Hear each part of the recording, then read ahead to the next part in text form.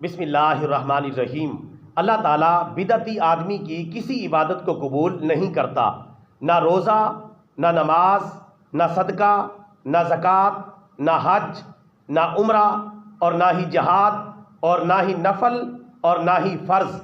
اور بدعتی آدمی اسلام سے ایسے نکل جاتا ہے جیسے آٹے سے بال نکل جاتا ہے۔ یہ فرمان ہے کائنات کے سب سے سچے انسان اور عزیز از جان پیارے رسول اللہ صلی اللہ علیہ وسلم کا، بحوالہ ابن ماجہ حدیث شریف نمبر 49۔ برادران اسلام، اس سے بالکل واضح ہو گیا کہ جو بدعتی آدمی ہے اس کی کوئی عبادت قبول نہیں ہوتی، نہ اس کی نماز، نہ اس کا روزہ، نہ اس کی حج، نہ اس کی زکوٰۃ، نہ اس کا صدقہ و خیرات، نہ اس کا جہاد، نہ اس کا نفل، نہ اس کا فرض، کچھ بھی قبول نہیں ہوتا، سارا کچھ بیکار جاتا ہے۔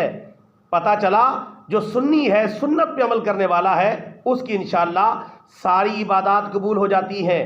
لہٰذا سچے سنی بنے اور بدعتی آدمی نہ بنے، ورنہ سب کچھ تباہ و برباد ہو جائے گا۔